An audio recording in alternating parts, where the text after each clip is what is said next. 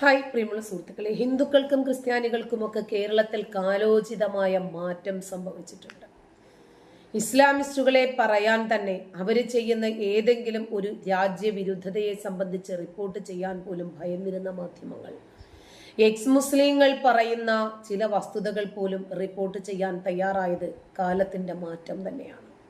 കാരണം മുസ്ലിങ്ങളുടെ കണ്ണിലെ കരടായിട്ട് ഇവിടെ നിലനിൽക്കുക എന്ന് പറഞ്ഞാൽ ഇച്ചിരി പ്രയാസം തന്നെയാണ്.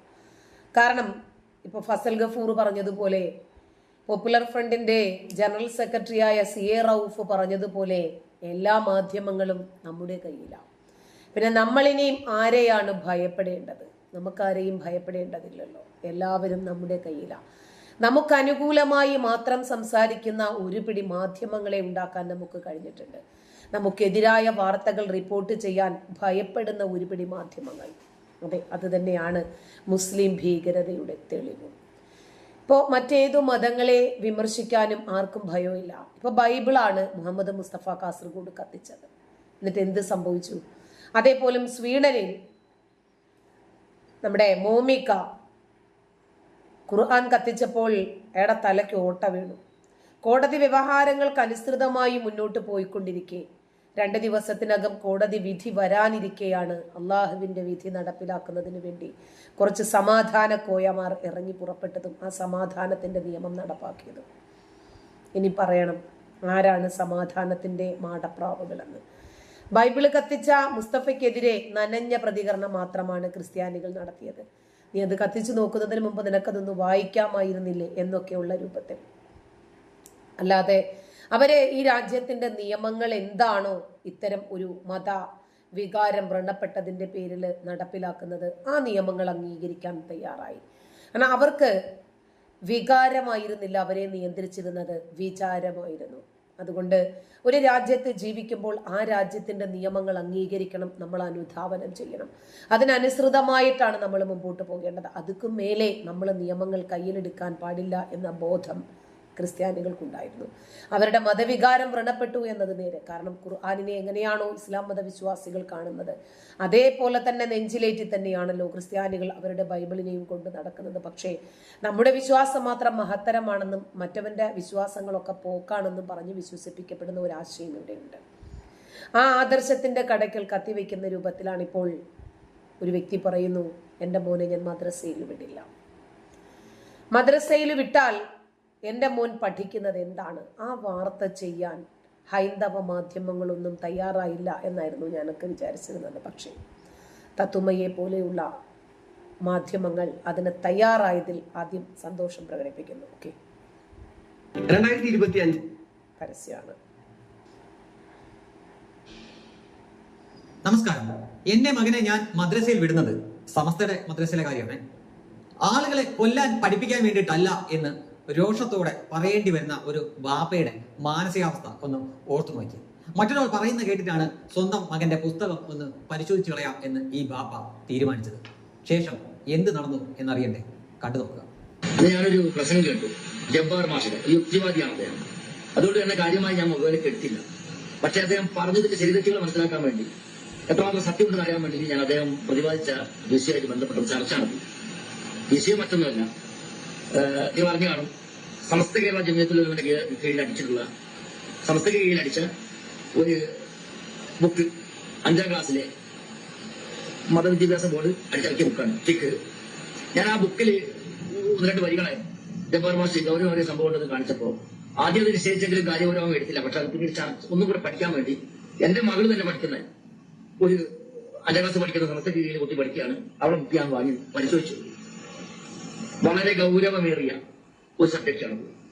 നിങ്ങളൊക്കെ കുട്ടികൾ എന്നെ പോലെ തന്നെ നിങ്ങൾക്ക് സംഭവിച്ചിട്ടുണ്ടാവും. കുട്ടികളെ മദ്രസയിലേക്ക് പറഞ്ഞയച്ചിട്ടുണ്ട്. ആ കുട്ടി എന്ത് പഠിക്കുന്നു എന്ന് നമ്മൾ ഇതുവരെ പരിശോധിക്കാൻ പോയി എനിക്ക് തോന്നുന്നില്ല. അതായത് കുട്ടി പഠിക്കുമ്പോൾ തന്നെ രക്ഷിതാവ് പഠിക്കുന്ന അവസ്ഥയിലേക്കാണ് പോകുന്നത്. മതവിദ്യാഭ്യാസ ബോർഡൊക്കെ അവർക്ക് തോന്നിയ രീതിയിലുള്ള കാര്യങ്ങൾ എഴുതി ചേർത്താണ് കൊണ്ടുവരുന്നത്.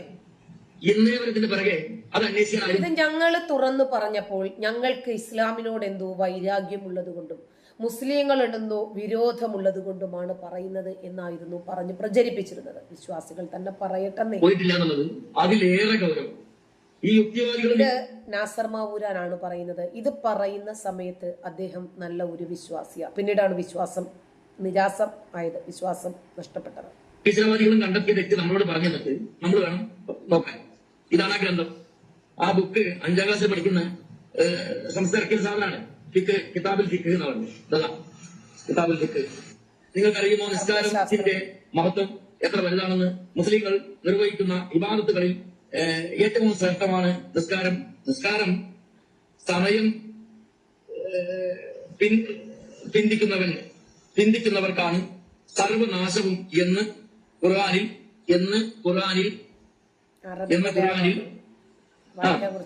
പറഞ്ഞിട്ടുണ്ട്. അവർക്ക് ഇവിടെ ജീവിക്കാനുള്ള അവകാശം പോലുമില്ല. അവർക്ക് ഇവിടെ ജീവിക്കാൻ പോലുമുള്ള അവകാശമില്ല എഴുതിയിരിക്കുന്നുണ്ടോ? കുറച്ച് കടുപ്പാണ്.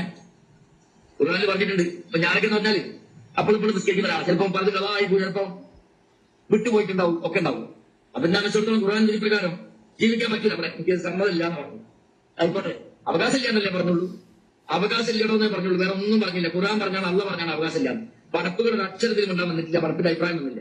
പക്ഷെ അത് കഴിഞ്ഞിട്ട് ആ പേജിന്റെ തൊട്ടിപ്പുറത്ത് അതാത് പേപ്പറിൽ നിന്നുള്ള ചോദ്യത്തിന്, അതായത് ഒന്ന് പഠിക്കാൻ വേണ്ടി പ്രത്യേകിച്ച് ചില പേരിട്ട് ചോദ്യം ചോദിക്കും. ആ ചോദ്യങ്ങളൊന്നാണ്,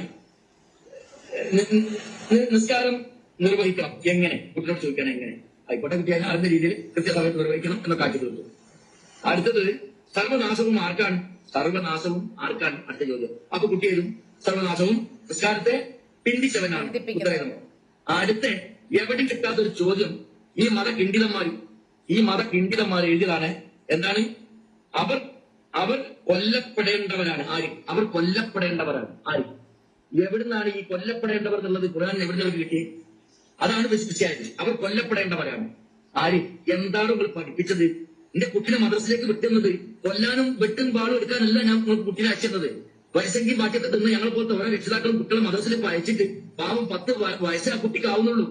5ാം ക്ലാസ് മുതൽ 5ാം വയസ്സ് തൊട്ട് അഡ്മിഷൻ കിട്ടുന്നത് മദ്രസാണ്, സ്കൂളല്ല. 5ാം ക്ലാസ്സിൽ കിട്ടുന്ന കുട്ടിക്ക് സമസ്തന്റെ കീഴിലായി ബുക്ക്, ബാക്കിയൊന്നും സമസ്ത കെട്ട് നടത്തുന്നത് 5ാം ക്ലാസ്സിലെ പരീക്ഷ പൊതുപരീക്ഷ പെട്ട സാധനമാണ്. ഈ കുട്ടിനോട് ചോദിക്കാണ്, സമസ്ത ചോദിച്ച ചോദ്യമാണ്, ഇവിടുത്തെ പണ്ഡിതന്മാർ ചോദിച്ചാണ്, മകളെ ആരെയാണ് കൊല്ലപ്പെടേണ്ടത്? അപ്പൊ കുട്ടി എഴുതണം, നിസ്കാരം പിന്തിച്ചവൻ അല്ലെങ്കിൽ നിസ്കരിക്കാത്തവൻ അവരെ കൊല്ലാം എന്ന് പറഞ്ഞ എന്റെ മോള്. അപ്പൊ മോൾക്കാരി അപ്പ 1-2 സാധനം വിട്ടിട്ടില്ല, നിസ്കരിച്ചില്ല. അപ്പൊ കുട്ടീനെ ഉസ്താദ് പഠിപ്പിക്കുക എന്ന വാപ്പനും കൊല്ലാം കൈതാക്കണം. ആരെയാണ് കൊല്ലപ്പെടേണ്ടത്? എന്ത് പടി ജാഹിലാണ് ഇവര്. കൊല്ലാൻ വേണ്ടി ഖുർആനിൽ പറഞ്ഞിട്ടുണ്ട്, അവർ പറഞ്ഞു. ഇപ്പൊ ഖുർആനിൽ പറഞ്ഞത് എന്താണ്? സർവനാശം എന്ന് പറഞ്ഞു നിർത്തി.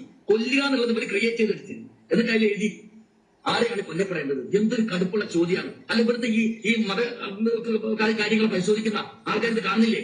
എമ്മക്ക് പറഞ്ഞാൽ നിങ്ങൾ ഇരുത്തി പൊരിച്ചില്ലേ? അവിടെ അങ്ങ് തലക്കലൊരു ലെബിലൊക്കെ കൊടുത്തവർ ഇരുത്തി പൊരിച്ചില്ലേ? ഇതൊക്കെ സൂക്ഷ്മ പരിശോധന നടത്തിയില്ലേ ഗവൺമെന്റ്? നടത്തിയില്ലേ പോലീസുകാരെ? എന്താ നിങ്ങൾ കണ്ടില്ല? ഈ ബുക്ക് ഈ ഇറക്കിയ സംസ്ഥ പ്രസിദ്ധീകരിച്ച് അത് നിരീകരിച്ചിട്ടും പുതിയ ലിപിയൊക്കെ സെറ്റ് ചെയ്തിട്ട് പുതിയ ആശയത്തോടെ ഉണ്ടാക്കിയതാ. IS-ന്റെ അടുത്തേക്ക് കുട്ടികളെ കൊണ്ടാക്കി കൊടുക്കാൻ ഏറ്റിട്ടുണ്ട് അല്ലെ? ആടുമേക്കാൻ കൊണ്ടുപോകാൻ പറ്റിയ രീതിയിൽ ആരെ കണ്ടാൽ മതി. സമസ്തയുടെ വീരന്മാർ ആരൊക്കെയാണ് എല്ലാത്തിനും പോലീസ് നടപടിക്ക് മുന്നിൽ കൊണ്ടുവരണം. വിട്ടേക്കാൻ പാടില്ല. ഈ മേലിൽ പൈതങ്ങളെ ഈ ഇത് പറഞ്ഞ് പഠിപ്പിക്കാൻ പാടില്ല. അത് ക്രൂരമാണ്. ആരെയാണ് കൊല്ലേണ്ടതും ഞാൻ എന്റെ മക്കളെ പറഞ്ഞ് പഠിപ്പിക്കുന്നത്. പൊന്നുമോളെ, ഈ നായനെ ചിലപ്പോൾ കറ്റാമെന്ന് എറിഞ്ഞിട്ടുണ്ടാവും. പക്ഷെ അത് ഒരു പട്ടിയാണ്, ചെറുപ്പമുള്ള വയറ്റുള്ള പട്ടിയോ പൂച്ചയാണ് ദയവായി ചെറിയല്ലേ. നമ്മൾ അങ്ങനെയാ പഠിച്ചത്. ഞാൻ ചെയ്യരുത്. മനസ്സറിയണം. ഒരു വലിയ വെറുതെ തല്ലണ്ട, ഒരു പൊതുകിൽ നീ വെറുതെ തല്ലണ്ട എന്ന് പറഞ്ഞ് പഠിപ്പിക്കുമ്പോ വരിസംഖ്യയും മാസാമാസം ചെലവും കൊടുത്തിട്ട് ഇവർ പഠിപ്പിച്ചതാ കുട്ടിനെ കൊല്ലാരെയാണ് കൊല്ലപ്പെടേണ്ടത്. ഈ വാക്ക് തന്നെ ക്രൂരമാണ്.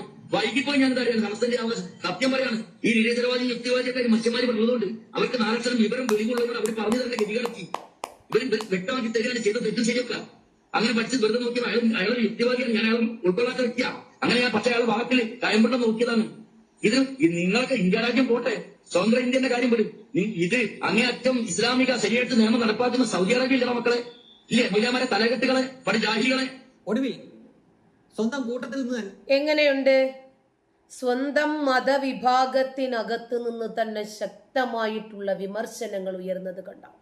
കൊറോണ സമയമായപ്പോൾ ഓൺലൈൻ വഴി മദ്രസ പഠനം എന്തുവാ പഠിപ്പിച്ചത്? മതം വിട്ടവനെ കശാപ്പ് ചെയ്യാൻ പഠിപ്പിച്ചു. നമസ്കാരം പിന്തിപ്പിച്ചവൻ ഇനിയും ജീവിക്കാൻ അർഹനല്ല എന്ന് പഠിപ്പിച്ചു. ഈ മതവിദ്യാഭ്യാസം പഠിച്ച് കുട്ടികൾ ഒരു കയ്യിൽ പുസ്തകവും ഒരു കയ്യിൽ ആയുധവും എടുക്കുന്നതിന് വേണ്ടിയാണോ മദ്രസകളിലേക്ക് വിടുന്നത് എന്ന് ഇനിയെങ്കിലും മാതാപിതാക്കളൊന്ന് ചിന്തിക്കണം. എന്താണ് നമ്മുടെ മക്കള് മദ്രസകളിൽ പഠിക്കുന്നത്? പഠിപ്പിക്കുന്ന ആളുകളുടെ യോഗ്യത എന്താണ്? അവിടെ നിന്ന് പഠിച്ചിറങ്ങിയ കുട്ടിയാണോ അരിയും മലരും കുന്തിരിക്കവും ഒക്കെയായി ഇറങ്ങുന്നത് എന്നൊന്ന് ചിന്തിക്കുന്നത് നന്ദി.